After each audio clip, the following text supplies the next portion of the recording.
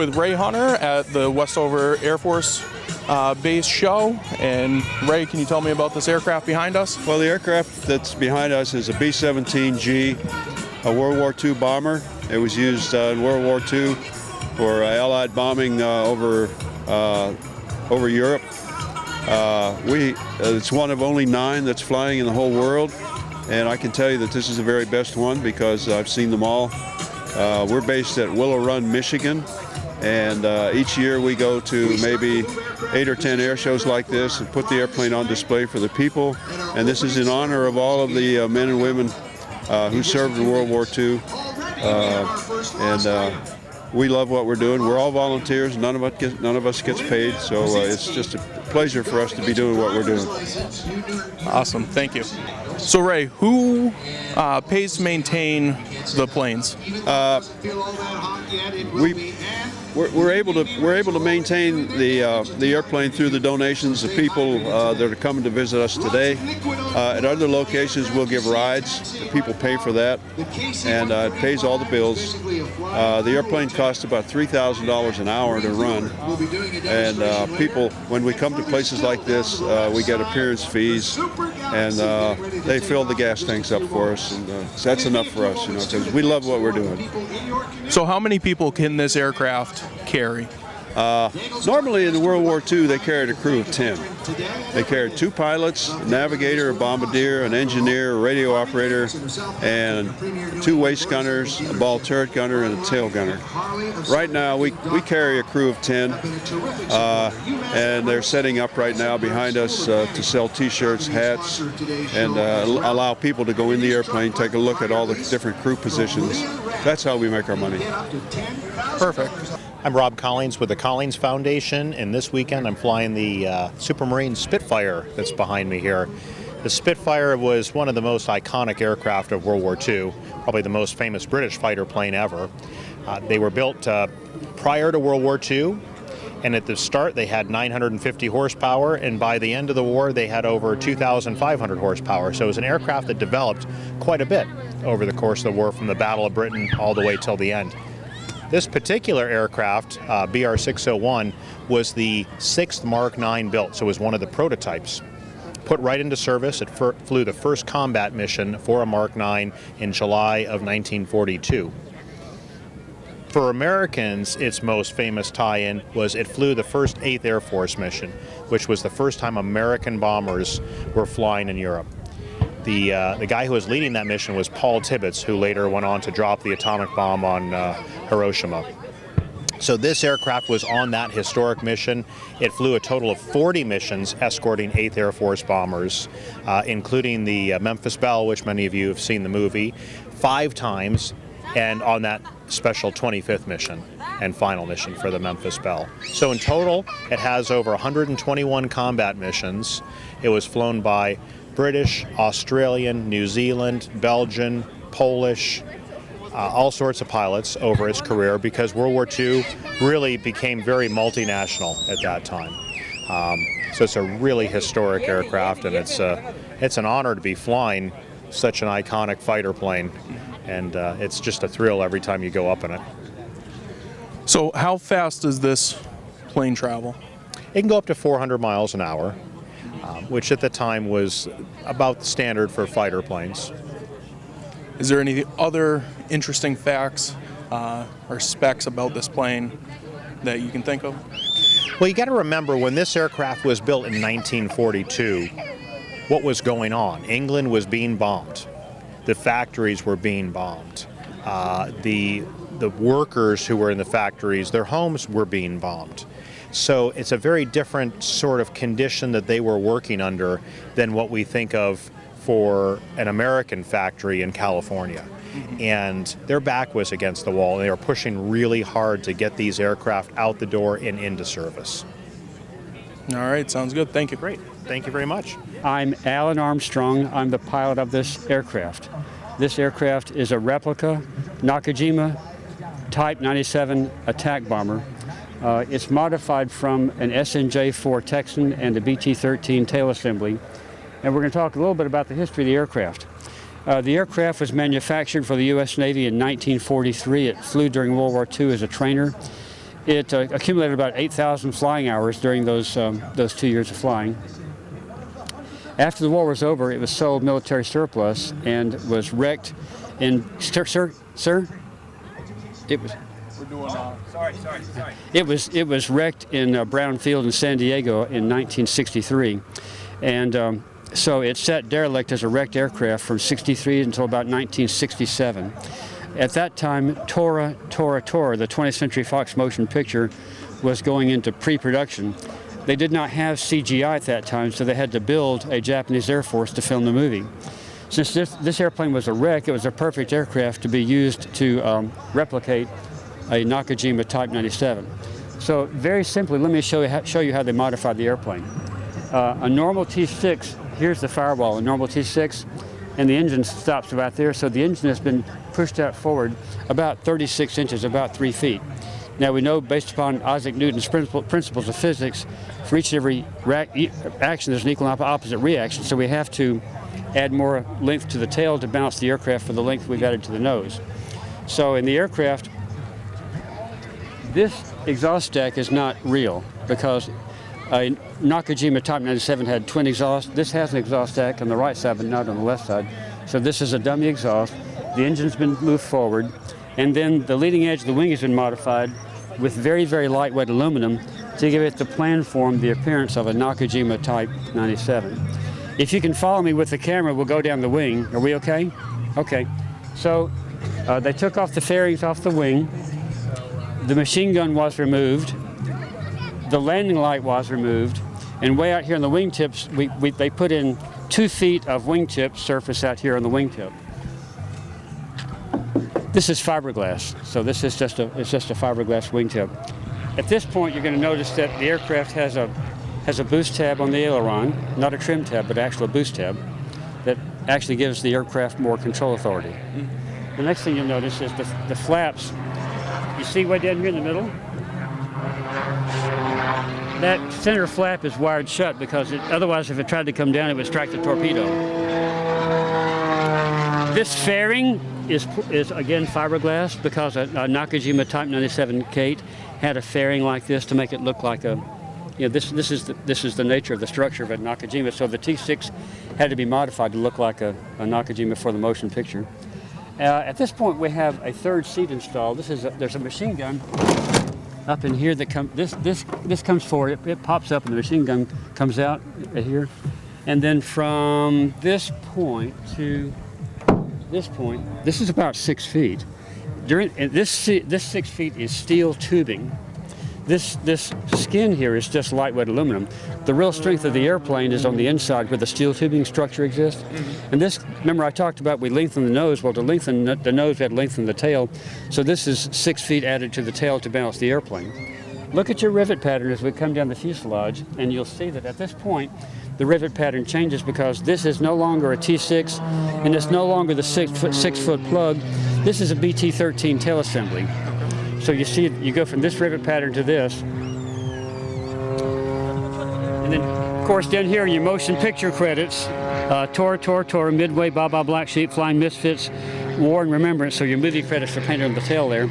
And a normal BT-13 tail assembly looks about like this. So this has been kicked out about 12 inches to give it more chord to the vertical fin. And the same thing was done to the rudder back here. I'll show you how that worked. On a normal BT-13 tail assembly, the rudder goes like this. So they took steel and they actually extended the cord on the rudder as well, because most of the shots in the motion picture Tora are shot from the side. And from the side, this is a very convincing airplane. It looks like a Nakajima from the side. So that's why all this effort was made to make it look like that from the side. You got any questions for me? So you said that there's 3 seats. How many people does it take to fly the aircraft? Just one, or is it 2? All that we require today is one person. In the Second World War, they had a bombardier navigator in the back of the airplane who was keeping track of their position and giving the pilot course corrections, and would actually drop the bomb or the torpedo, as the case might be. Although I think torpedo runs may have been done by the pilot. I think bombing runs were done by the bombardier navigator. And then the third position is your radio operator and tail gunner. And you're going to ask me, why do we have to have a radio operator? And that's because in the Second World War, radios were still fairly primitive. And that means that it took some delicacy to actually get the proper frequency. And voice radio only had a range of about 50 or 60 miles, whereas Morse code could go hundreds of miles. So the attack signal Tor, Tor, Tor was sent in Morse code, not voice, because it would carry farther back to the ship. So we don't want to have a pilot up there trying to fly the airplane and do Morse code, so that's why we have a radio operator in the back to send Morse code signals. And how many bombs would this be able to carry? It depends upon the weight. It could carry a torpedo that weighed, I think, about 1,500 to 1,600 pounds, which is quite a large object. That's a lot of weight, and it would carry a 1,000-pound bomb. So it had quite a, for a small aircraft like this, it had quite a load carrying capability. So is there anything about this aircraft, you know, how fast did it go, you know, specs like that? Yeah, she's not a speed demon. I mean, she just isn't. You know, cross country you'll be doing 135, 140 miles an hour if you're having a good day. She's burning a half a gallon a minute, so 30 gallons an hour at cruise power. This is interesting. At takeoff power, she sucks down 70 gallons an hour. 70 gallons an hour at takeoff, and she can go to as low as 17 gallons an hour at min fuel, min power, and max leaning. So your range of fuel consumption can run from 17 to 70, depending upon what you're asking the airplane to do. So you have to know your airplane to know what it's going to do, how much fuel you have. Yeah. So. How big of a fuel tank does it have? 110 gallons. So it's about a 3-hour and 40-minute airplane. About, you know. All right. Perfect. Thank you very much for your time. Thanks. God bless you. Take care. Hi, I'm Rick Ector from the Dixie Wing of the Commemorative Air Force. We're out of Peachtree City, Georgia, right outside of Atlanta. We maintain and fly several different types of airplanes, World War II era aircraft. This is just one of ours. Another one of ours is the Corsair, which is behind us. We are joined by another replica Japanese Kate torpedo plane. It was one made for the movie Tora Tora Tora. And we also have a TBM Avenger, which is out of the National Capital Wing in Culpeper, Virginia. This particular airplane was made in 1944. It never actually saw combat, but the type of airplane was used for dive bombing, and it was the hero of the Battle of Midway in June 4th, 1942. The normal doctrine for a dive bomber was to go up to 20,000 feet, to nose over and go straight down until they got to about 1,000 feet. They would release the bomb, which is on a trapeze, so it wouldn't fall through the propeller. And then it would swing out away from there, release the bomb. They would pull out and then go up and back up and get out of there as soon as they could. On the afternoon or the morning of June the 4th, 1942, this type of airplane sank 3 Japanese aircraft carriers in about 5 minutes. They were extremely accurate. This was before the advent of smart bombs, this was the most accurate way to bomb anything. So, and then later that afternoon, they sank the 4th Japanese carrier. It took several days for some of them to sink, but the damage was done that eventually sunk them. So that was probably the most decisive victory of the U.S. Navy in World War II. So how many bombs would this be able to carry? Typically, there were 2 formats. One would be what's called a scout squadron, which would carry a 500-pound bomb and 2 100-pound bombs, the 100-pound bombs on the wing. The bomber version, the VB bomber squadrons, would carry a 1,000-pound bomb. And they had different roles. The scouts were to go out and look, try to find the enemy, and then report back. And then if they had bombs and everything, they would go ahead and attack.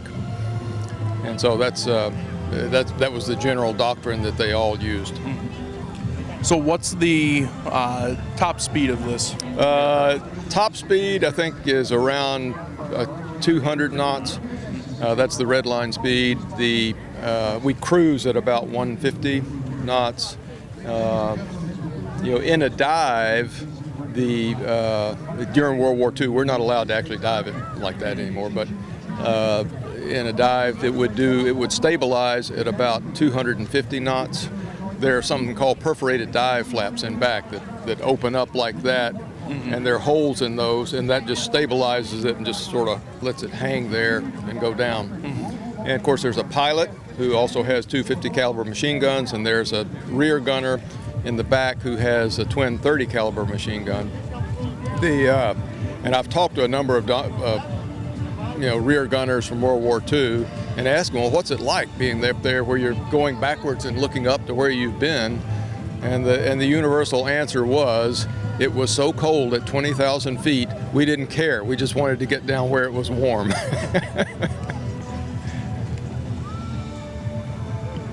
So is there any other, special parts to this aircraft, or,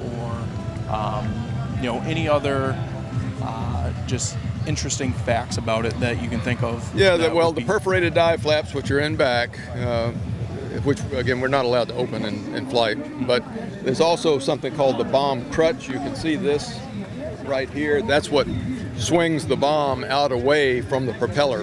They lost a lot of airplanes and test pilots in the early days of trying to figure out dive bombing, and they finally came up with that solution. So. Interesting. All right. Okay. Yep. Well, thanks. Thank you, Appreciate sir. it. Sure. Hi, my name is Tony Stein, and I'm with the Commemorative Air Force, and we're a flying aircraft museum for aircraft from World War II. About 165 airplanes strong across the U.S., and what we're standing here next to today is a SBD-5 dive bomber. It's known as a Dauntless. It was used in the Pacific mainly, and its job was to drop bombs on Japanese ships. And it did so by approaching this target in a vertical dive. It's a rather brave maneuver to be doing with an aircraft for attacking a ship, but it was very effective. And this is one of two that actually are flying now. And because we're a flying museum, we only have flying airplanes. And there's one other that flies, and it's on the West Coast. And this is the only East Coast airplane we have of this type. So we go around to different air shows like this and present the airplane. We're going to show a mock battle today where we're battling the Japanese again. And the air show act is called Prowlers of the Pacific. So who pays to maintain this aircraft and other aircraft in your museum? We're a self-supported museum, and we have revenue sources like we sell rides in this airplane, sell rides in a lot of our airplanes. Our largest airplane is a B-29, and you can buy a ride in that airplane also. And so from those revenue sources, we're able to support these airplanes. We also get a fee for bringing them here at an air show. So how many crew can this aircraft carry? It's got one pilot, and the second crew member is a radio operator and a tail gunner. There's a set of machine guns that stow in that compartment there, and he's like the tail gunner. He can also fly the airplane straight and level and relieve the pilot because sometimes these would go out on scouting missions that would last up to 7 hours. So how much fuel does this aircraft carry? Carries 300 gallons of fuel, and it uses about 60 gallons each hour. So we have about 5 hours of internal fuel on the airplane. On a scouting mission, they could carry external tanks and extend the range of the airplane. During World War II, they didn't have any other means of detecting the enemy over the horizon but to send airplanes out there and scout. The scouting is the S part of the SBD, and then B is the bomber part of it there, and then the D is built by Douglas, so it's an SBD. All right, very nice. Is there anything about this aircraft that you think that people should know, or any nice features that are interesting compared to other makes at the time? Well, it's a bomber, but it delivers its bomb in a unique way. It's a dive bomber, and that means it dives vertically to its target, and it's a very brave maneuver for the crew to make, and to allow it to do that, it's got these special flaps here that are called diving flaps, and they open up and they give it a lot of drag so that he can dive and not get too fast in the dive, because then it would be very difficult to pull out of that dive. And so it allows him to have a very accurate bomb delivery, but he has to get very close to the enemy by doing so. And then at the bottom of the dive, he has to pull out of that dive, and the G-forces, or the forces of gravity, are about 7 times your normal weight. So when you're pulling out of the dive, you're trying to stay awake and not black out. And that was a problem during that era. They were just experimenting on different ways for the pilots to not black out when they pulled out of a dive like that. And it's a wonderful airplane to show people the brave acts that U.S. servicemen did during the war. It had a very successful day in June of 1942 at the Battle of Midway, where it sunk 4 Japanese carriers in one day, and it completely turned around the force of the battle in the Pacific. So up until that time, we were on the defensive. At the Battle of Midway, we went on the offensive, and it never turned around after that. And how long have you been with this aircraft? About 9 years now, and I started flying it about 5 years ago, and I do both maintenance and flight activities with this airplane. Thank you for your time. Thank you very much.